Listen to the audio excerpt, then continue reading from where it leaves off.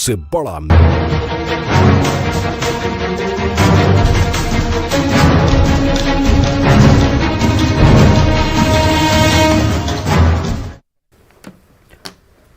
नाज़रीन आदाब, न्यूज़ 18 उर्दू में आपका इस्तकबाल है। खैर मकदम में मैं हूं सैयद अहमद जिलानी और आप देख रहे हैं खबर खास। नाज़रीन, खबर खास में आज बात करेंगे कोरोना वैक्सीन और फतवे पर छिड़ी बहस की।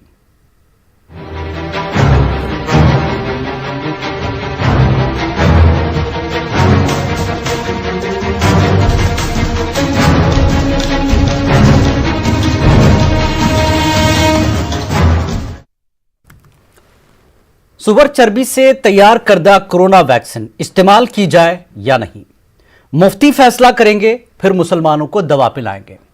यह फतवा मुंबई की रजा एकेडमी के जरिए जारी किया गया है। कोरोना वैक्सीन हलाल हराम होने की बहस के दौरान एकेडमी का कहना है कि जब तक हमारे मुफ्ती इस दवा का मुआयना नहीं करते, ये दवा मुसलमान इस्तेमाल न करें। इस बारे में बहस तेज हो गई है कि क्या मुस्लिम कम्युनिटी के लिए कोरोना वैक्सीन हलाल है या हराम।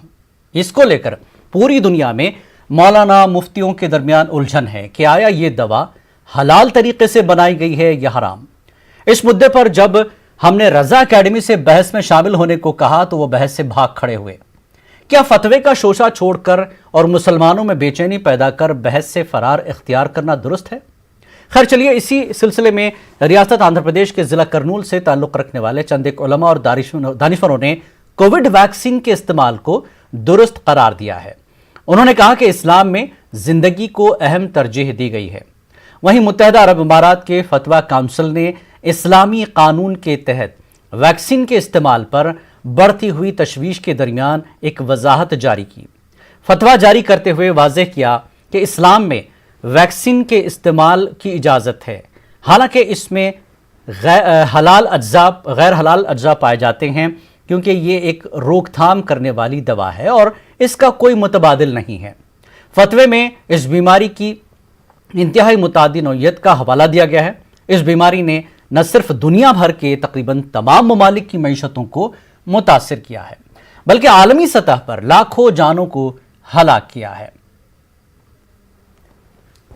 और इस सिलसिले में रजा एकेडमी के मौलाना सईद नूरी ने कोरोना वैक्सीन के इस्तेमाल को लेकर मीटिंग के बाद मीडिया से बात की। क्या कहा, ये सुनाते हैं आपको।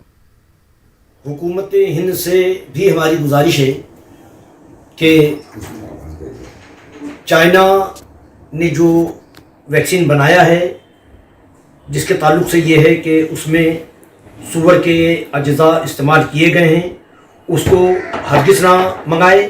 और किसी भी मुल्क की या ख़ुद हमारे मुल्क में अगर कोई वैक्सीन बनती है तो हमारे उलमाए कराम को उसके जो कंटेंट्स है उसको दिखा दे, ताकि हम भी अपने तौर पर ये ऐलान कर सकें कि इसका इस्तेमाल किया जा सकता है। और वहीं कोरोना वैक्सीन के इस्तेमाल को लेकर यासूब अब्बास का क्या कहना है, आइए ये भी सुनते हैं। उनकी जान की बहुत अहमियत है और जिस तरीके से ये भ्रम पैदा किया जा रहा है कि वैक्सीन को लेकर के इसके अंदर ये चीज़ मिक्स है जो इस्लाम में हराम है। बेशक हलाल और हराम इस्लाम ने कहा है, मगर जहाँ के ऊपर इंसानी ज़िंदगी बचाने की बात हो, वहाँ के ऊपर इस्लाम मज़हब ये कहता है कि जब कुत्ता जैसा नजीस जानवर अगर वो प्यासा है और तुम वज़ू कर रहे हो और वज़ू का पानी इतना है कि या तो तुम वज़ू कर लो या कुत्ता की जान बचा लो, तो इस्लाम मज़हब ये कहता है कि कुत्ते की जान बचा लो, तुम तयम्मुम कर लो, वज़ू छोड़ दो। तो जहाँ कुत्ते की जान की यह अहमियत हो इस्लाम की निगाह में एक नजीस जानवर की, तो इस्लाम में इंसान की जान की क्या अहमियत है। लिहाजा मैं आप तमाम हजरात से ये अपील करता हूँ, इस कोरोना वबा से निपटने के लिए आप हजरात वैक्सीन ज़रूर लगवाएं। और किसी भी जिस तरीके की लोग भ्रम पैदा कर रहे हैं, गुमराही और इस तरीके की अफवाहें उड़ा रहे हैं, तो इसके ऊपर कतई ध्यान न दें और आप WHO की जो गाइडलाइन है उसके ऊपर अमल।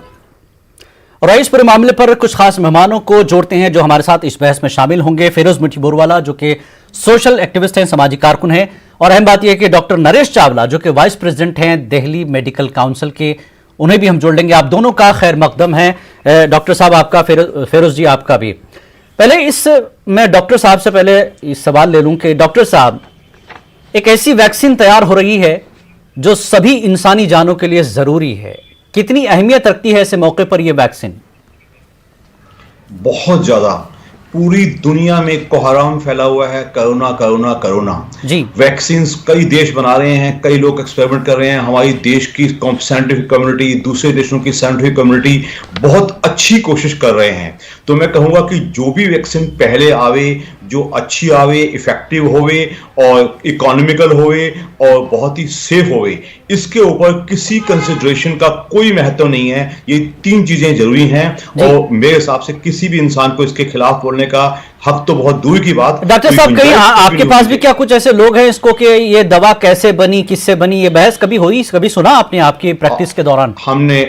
हमने कभी सुना भी नहीं, मतलब ही नहीं। लोग, क्योंकि वैक्सीन मैन्युफैक्चरर का ये फर्ज है कि वो बता दे कि उसके कंटेंट्स क्या हैं। उसके बाद आज तक किसी मरीज ने ये नहीं पूछा अगर वो फायदेमंद है। वैक्सीन एक इंजेक्टेबल प्रिपरेशन है, उसको बनाने में काफी मशक्कत लगती है और काफी कुछ उसके ट्रायल्स होते हैं, बहुत कुछ इन्वॉल्व है। इसके ऊपर कोई दूसरा आम आदमी कंसर्न ही नहीं होता कि मुझे क्या है, मुझे उसको ये मतलब होता है कि ये मेरे शरीर में जावे और मेरे शरीर में कोरोना के खिलाफ इम्यूनिटी डेवलप करे, कोई मानव जाति बच सके। बिल्कुल। मिठी फेरोज मिठी बोरवाला भी हैं, सामाजिक कारकुन हैं। आप समाजी तौर पर कई खिदमात अंजाम दे चुके हैं और कई वाकयात, कई चीज़ों में आप इन्वॉल्व भी रहे हैं कि मुसलमानों को बांटा ना जाए। लेकिन अब जब ऐसे वक्त बुरे हालात में एक दवा बन रही है और इंसानी जान के लिए बन रही है, बचाई जाए, हिंदू मुसलमान के लिए नहीं बन रही है, तो ऐसे में अब इसको हराम और हलाल के मामले में फंसा कर बट रहे हैं मुसलमान, या उलमा एक तरह से कहें कि एक बार फिर जो है अपनी एक अजीब व गरीब कोशिश कर रहे हैं। कैसे देखते हैं इस पूरे नजरिए को फिरोज जी? ना, बेसिकली ये मेरा कंसर्न ना मुस्लिम है ना हिंदू है। जी। मेरे लिए कंसर्न एक आम भारत का नागरिक है, पूरी मानवता की मैं बात करने का यहाँ बैठा हूँ, नंबर 1। जी। दूसरी बात है कि सभी धर्मों का कंसर्न भी अपनी जगह पे जायज है। ये हलाल है, जैनों के लिए भी इंपॉर्टेंट है, ईसाइयों के लिए इंपॉर्टेंट है, यहूदी के लिए इंपॉर्टेंट है, हिंदुओं के लिए भी इंपॉर्टेंट है। जी।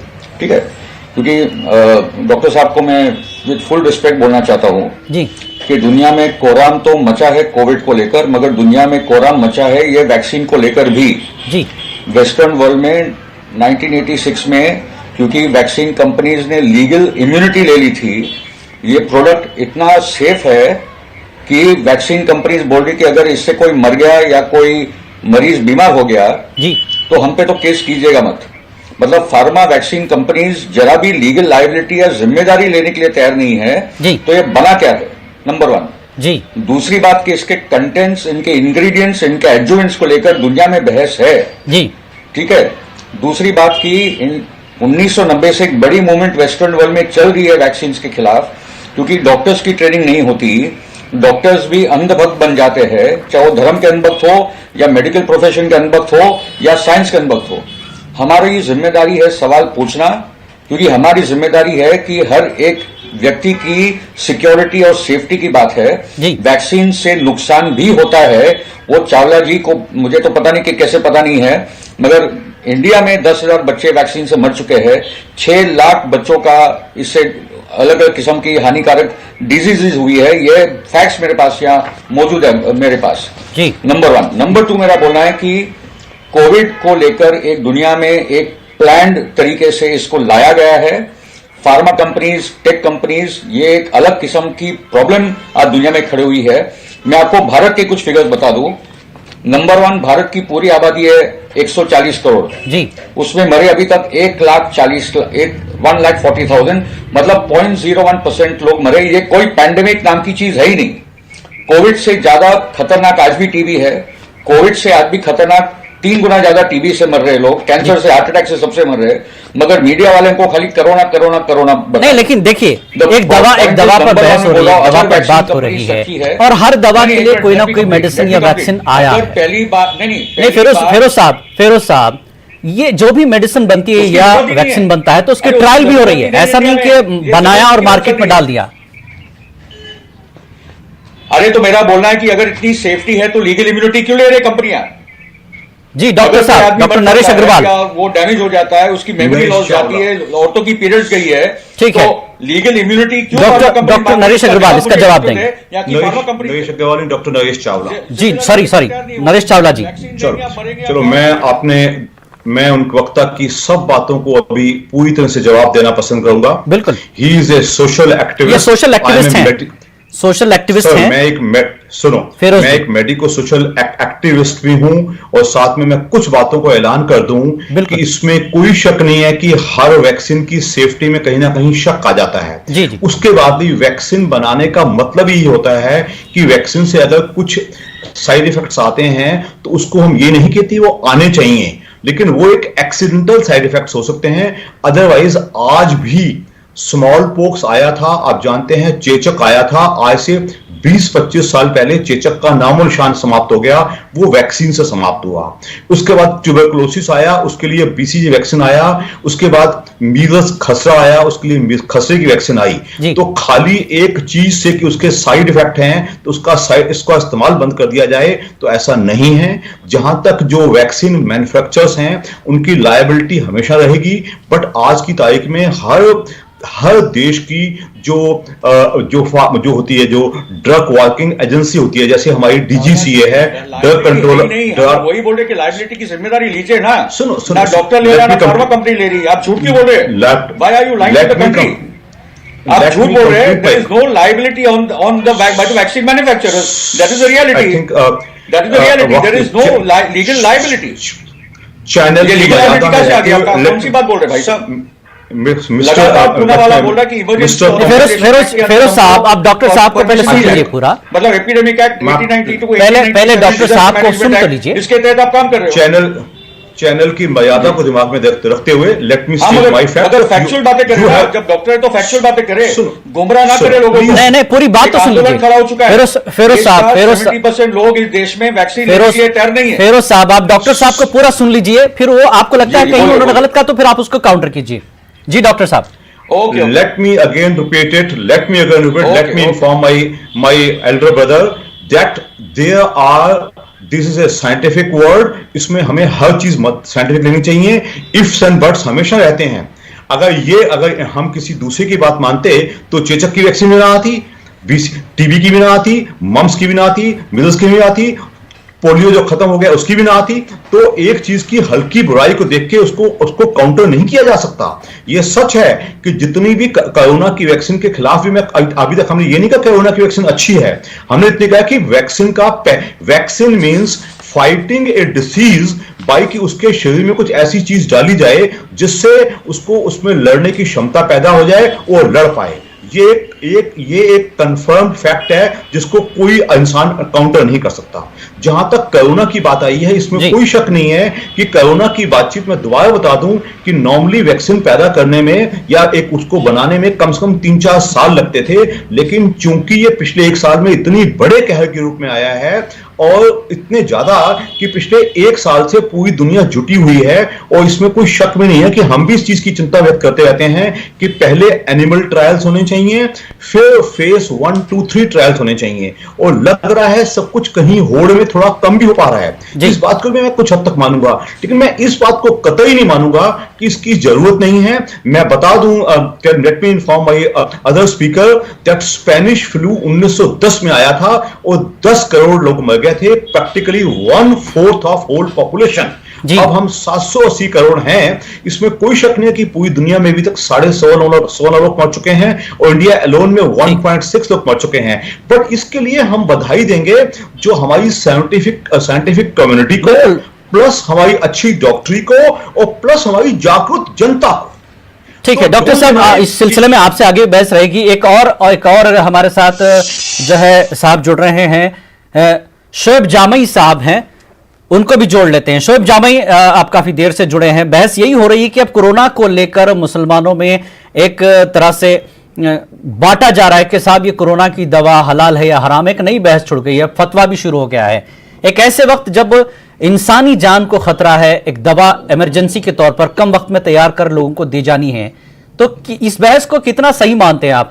हराम है, हलाल है, दवा तो दवा है। ऐसी कितनी दवाएं होंगी जिसमें कई ऐसे अज्जा शामिल होंगे। मैं डॉक्टर साहब, डॉक्टर नरेश चावला जी हैं, उनसे आगे भी बात करूंगा। शोएब जामई, पहला रिएक्शन आपका, वैक्सीन हराम और हलाल।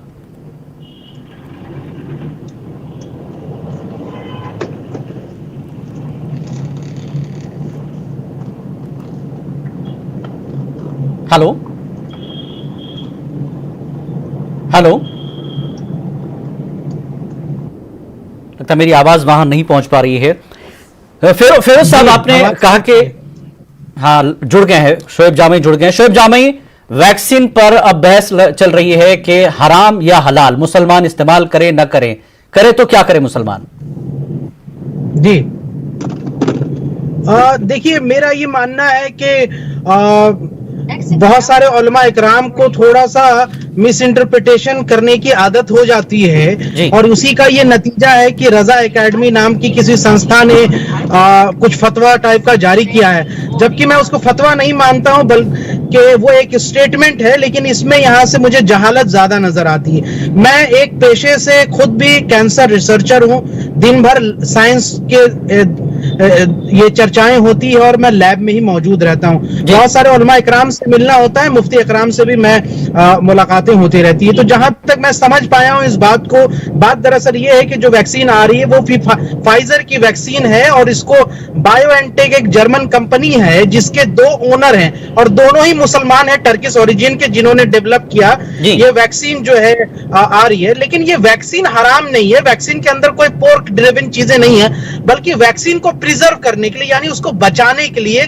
कि वैक्सीन बेसिकली वायरस ही होता है जो हीट किल्ड वायरस होता है, ठीक है ना, उसको बचाने के लिए जो प्रिजर्वेटिव का इस्तेमाल किया जाता है वो जेलेटिन होता है। अब जेलेटिन प्लांट बेस्ड भी हो सकता है, समुंदर से भी मिलता है, और जेलेटिन एनिमल बेस्ड भी हो सकता है। बिल्कुल, हम कुछ नहीं कह सकते कि यहां से कि कौन पोर्क बेस्ड है या कौन पोर्क ड्रिवन है। शोएब जामई, असल मसला ये है, हिंदुस्तान में एक जमात कहती है कि इसको इस्तेमाल न करें, हराम का शक है, लेकिन वहीं मुत्तहिदा अरब अमारात जो है फतवा काउंसिल है वो इसको जायज करार देती है। लेकिन जब हम दवाएं लेते हैं, मेडिकल इमरजेंसीज की कोई चीजें लेते हैं, तो वहां पर ये चीजें लागू नहीं होती, क्योंकि इस्लाम खुद कहता है कि जो चीज जान बचाने के काम आए, मेडिकल इमरजेंसी जैसी चीज हो, वहां पर तो आदमी शराब भी पी ले अपनी जान बचाने के लिए जी। और इसलिए कोई शौकिया तौर पर नहीं लिया जा रहा। लेकिन फाइजर ने और मॉडर्निका ने भी आकर के कहा कि इसमें कोई पोर्क ड्रिवन जेलेटिन नहीं है, बल्कि ये गलत खबरें उड़ाई जा रही है। यूएई ने भी इसको यहां से अलाउ किया है।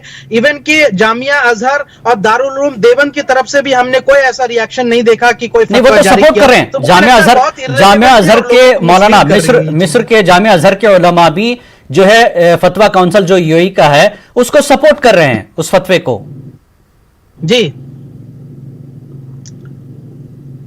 नहीं तो सही बात है ना, यूएई की जो फतवा काउंसिल है उन्होंने तो ये फाइजर की वैक्सीन को अलाउ किया है जी। उन्होंने मना नहीं किया। इसलिए मैंने कहा ना कि ये जहालत का नमूना जो पेश करते हैं बात बात पर, इससे बहुत किरकिरी होती है। मुसलमानों को समझना चाहिए, किसी भी तरह का स्टेटमेंट जारी करने से पहले किसी माहिर साइंसदान से जरूर इसमें कंसल्ट करना चाहिए कि क्या इसके नुक्ते नजर है, बिना अपनी, मुझे लगता है, लाइमलाइट में आने के लिए या इस तरह का कोई सनसनी बना।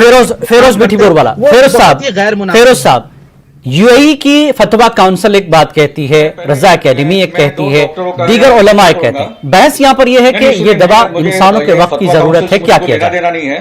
मैं नरेश चावला से, मैं डॉक्टर चावला की बात में नहीं सुनिए जी, मैंने पहले कहा था मैं इंसानियत के लिए खड़ा हूं, मुसलमान और हिंदू के लिए नहीं खड़ा हूं, तो मुझे वो फतवा काउंसिल। लेकिन यहाँ पर तो मुसलमान, देखिए एक तबके को रोका जा रहा है ना, मुसलमान भी इंसान है और इस मुल्क का हिस्सा है। अगर मुसलमानों को हिंदुस्तान में इस वैक्सीन से रोका जाएगा तो क्या दुरुस्त है? सुनिए, वी नीड एक इन्फॉर्म डिबेट, एक इन्फॉर्म डिस्कशन की जरूरत है। मैं कुछ तथ्य यहाँ रखने वाला हूँ, ठीक है, बताइए, बात और भी क्लियर होती जाएगी। नंबर 1, मैंने कहा था कि वैक्सीन कंपनीज लीगल इम्यूनिटी मांगती है इंडिया में, उनके पास लीगल इम्यूनिटी है, वही सबसे बड़ा खतरा है आम नागरिक को। नंबर 1। नंबर 2, मैं आपको ये बता दूं, डॉक्टर माइकल ईडन जो फॉर्मर वाइस प्रेसिडेंट और चीफ साइंटिस्ट है फाइजर के जी, उसने खुद बोली है बात कि ये वैक्सीन की जरूरत नहीं है। ये खुद डॉक्टर माइकल ईडन और एक आंदोलन चला रहे वेस्टर्न वर्ल्ड में, जो खुद फाइजर के चीफ साइंटिस्ट रिसर्चर रह चुके हैं। नंबर 1 जी। नंबर 2, जो केन फ्रेजियर मर्क के जो सीईओ है, जो 7 वैक्सीन में से 4 वैक्सीन बना चुके हैं, जो सक्सेसफुल रही है, वो खुद बोल रहे हैं कि जो बिलियंस के तादाद में आप ये वैक्सीन देने निकले हैं, नरसंहार होगा, जेनोसाइड होगा। जी। नंबर 2। नंबर 3 मुझे ये बताइए, जो मौत है जी, इंडिया में जितने लोग मरते थे इतने ही लोग मरे। अमेरिका में 2.5 मिलियन लोग मरते हैं, 2.5 मिलियन टू 2.7 मिलियन इतने ही लोग मरते हैं। कोई 2.5 मिलियन के 3 मिलियन या 4 मिलियन नहीं मरे। जी। ये प्रॉब्लम है कि फियर मॉन्गरिंग बनाया गया है वेस्टर्न वर्ल्ड में। हजारों डॉक्टर, हजारों नर्सेज, इनफैक्ट डॉक्टर और नर्सेज बोल रहे कि हमको पहले ये वैक्सीन मत दीजिए। जी, ये भी आ रही है बात, इंडिया में भी वही बात आ रही है। यहाँ के भी डॉक्टर वही बोल रहे हैं कि हम लोग ये वैक्सीन पहले नहीं लेंगे, तो जनता को आप गिनी पिग बना लो। नहीं, लेकिन क्या ये भी तो क्लियर किया गया कि वैक्सीन लेने पर किसी को जोर जबरदस्ती नहीं की जाएगी। जी शोएब जामई, आप कुछ कहना चाह रहे हैं? जी, मैं जवाब दूं क्या? वो तो सवाल ही नहीं था, मगर जी शोएब जामई, उसके बाद क्या करेंगे कि आप नौकरी नहीं ले सकते, आप फ्लाइट भी नहीं ले सकते। एक बात मैं कहना चाहता हूं कि देखिए, साइंटिफिक वर्ल्ड में और वेस्टर्न वर्ल्ड में बहुत सारी कॉन्स्पिरेसी थ्योरीज जो है फ्लोट करती रहती है। बहुत सारी कॉन्स्पिरेसी थ्योरीज के पीछे का आधार बहुत वीक होता है। कई सारे what are you talking about over here? अरे what are you talking about here? या leading scientist and doctors are speaking. आपको कुछ पता भी नहीं है, आप रिसर्चर हो कि क्या हो? या मैं 32 साल से एक इंटरनेशनल रिसर्चर हूं। I know what I am talking about and I got Firoz साहब शोएब जामई को उन्होंने आपको सुना है ना? उन्होंने आपको सुना है, उनको सुन तो लीजिए। अभी जबरदस्ती हमारे वैक्सीन जामिया मिलिया इस्लामिया में की जरूरत नहीं है, वो वैक्सीन दी जा रही है और ये vaccine companies billions of dollars बनाएगी और लाखों लोग इसमें से मरने वाले हैं। खुद बिल गेट्स से बोला था कि 7 लाख लोग की एडवर्स इफेक्ट बहुत बुरी तरीके से होंगे। आप रिसर्चर हैं सर, 32 सालों से रिसर्चर एवरीवन, तो कम से कम इतनी फ्रीक्वेंसी तो रखिए कि दूसरे की बात लिमिटेड है। कुछ हम लोग को करना नहीं भैया। जाओ फिरोज साहब शोएब को सुन लीजिए ना, शोएब जामई को सुन तो लीजिए। 6 लाख बच्चे ये वैक्सीन से बुरी तरीके से इंजर हो गए। चलिए आप वन पे कर लीजिए। Thank you. फिरोज साहब आप शोएब को सुन तो लीजिए, आप सिर्फ अपनी बात करें, उन्होंने आपको सुना है ना? जी शोएब। अरे उन्होंने अपनी बात ना, अरे बगैर अंधभक्तों से नहीं बात। Don't be blind about science. Sir यहाँ पर अब अंधभक्त की बात की, यहाँ पर सीधे रिसर्च वैक्सीन की बात हो रही है। 70% पीपल डोंट वांट द अगर वो गलत कहें तो आप टोकिए जरूर, अगर वो गलत कहें तो टोकिए, उनकी बात तो सुन लीजिए। जी शोएब। आपको होता नहीं रहे क्योंकि फार्मा कंपनीज का पूरा फंडिंग ऐसा है। अभी 15 दिन पहले ही हमारे जामिया मिलिया इस्लामिया में डिपार्टमेंट ऑफ बायोटेक्नोलॉजी में हमने एक कॉन्फ्रेंस आयोजित किया था, जहां पे इमोरी वैक्सीन है ना, अमेरिका की सबसे बड़ी वैक्सीन डेवलपमेंट सेंटर है इमोरी वैक्सीन। इमोरी वैक्सीन के जो डायरेक्टर हैं डॉक्टर आसिफ हैं। फॉर्चुनेटली वो भी यहाँ से जामिया के एलुमनाई में रहे हैं। तो डॉक्टर आसिफ साहब से हमने खुद पर्सनली उस कॉन्फ्रेंस के सेशन में हमने पूछा, मैं डिपार्टमेंट ऑफ बायोटेक्नोलॉजी में कैंसर रिसर्च ये यूनिट में मैं काम करता हूं, आप जाके पता कर सकते। तो हमने खुद डॉक्टर आसिफ से पूछा कि डॉक्टर साहब आप ये बताइए कि जो फाइजर की जो वैक्सीन आ रही है और उसके पीछे बहुत सारी क्या बोलते हैं कॉन्स्पिरेसी थ्योरीज चल रही है, आपका इनके बारे में क्या कहना है? तो उन्होंने साफ तौर पर कहा कि मेडिकल इमरजेंसी तो है। कोरोना वायरस जो है एक कोई मिथ नहीं है, वो है। अब कहां से वो जारी किया या फिर फार्मास्यूटिकल्स कंपनी का पैसा बनाना चाहती है, billions and trillions of dollars बनाना चाहती है, वो एक अलग बात है। लेकिन इस वक्त आपको वैक्सीनेशन डिराइव करना पड़ेगा, एक प्रोग्राम चलाना पड़ेगा जो इस वक्त मेडिकल इमरजेंसी की जरूरत है। जो केस नरेश चावला जी, आपने दोनों को सुना है, दोनों को सुना है। नरेश चावला जी, एक मेरा भी सवाल था, चूंकि डॉक्टर हैं। नहीं रुकिए, नरेश चावला बहुत देर से इंतजार कर। नरेश चावला जी, एक हार्ड जिलेटिन होता है, एक सॉफ्ट जिलेटिन होता है। जो कैप्सूल हम इस्तेमाल करते हैं वो खिंजीर का ही मवाद होता है, पीक का। लेकिन हम कितने सालों से ये इस्तेमाल कर रहे हैं, ठीक है। और कई बच्चों को ऐसी दवाएं दी जाती है 2 से 7 साल के, जो घोड़े के एक तरह से क्या कहें कि खून के उससे अज्जा से ली जाती है। ये कई सालों से हम इस्तेमाल कर रहे हैं, लेकिन इस पर आज तक बहस नहीं हुई। लेकिन कोरोना जो इमरजेंसी दवा है उस पर बहस हो रही है। इन दवाओं के बारे में भी थोड़ा बताएं और वैक्सीन के बारे में बता दीजिए, डॉक्टर नरेश चावला। मीडिया के द्वारा वहां लाखों नरेश चावला जी, डॉक्टर नरेश चावला। मैं सारे कंफ्यूजन्स और कंट्रोवर्सी को थोड़ा सा दूर करने की कोशिश करूंगा। इसमें कोई शक नहीं है, लेकिन एक बहुत जरूरी कई इससे हम प्लेयों पे विजय पा पाए हैं, जिसमें से स्मॉल पॉक्स एक है, पोलियो दूसरा है, मम्स कम हो गया है, ट्यूबरकुलोसिस कम हो गया है, लेप्रोसी कम हो गया है, कोड़ कम हो गया है। तो इसलिए पहले उन पे शक करना तो थोड़ा जायज है, और इसमें भी कोई शक नहीं है कि आम आदमी ये सोचेगा कि कोरोना का इतना शोरशराबा क्यों मचा है। आप ये देखिए, कोरोना को पेंडेमिक ना कहना, पेंडेमिक उस पेंडेमिक को कहा जाता है जो बीमारी एकदम पूरे 7 महाद्वीपों में एक साथ चली जाती है, उसको पेंडेमिक कहा जाता है। तो कोरोना पेंडेमिक तो है ही है। दूसरा, आप मत भूलिए, हिंदुस्तान हमारे देश में, अगर मैं दूर के बाहर ना भी जाऊं, अब तक 750 डॉक्टर्स मर चुके हैं, 750। क्योंकि मैं इंडियन मेडिकल एसोसिएशन का जॉइंट सेक्रेटरी हूं, तो मैं स्पष्ट कहूं 750 डॉक्टर्स बहुत ज्यादा हैं। पहले इतनी मौतें नहीं होती थी।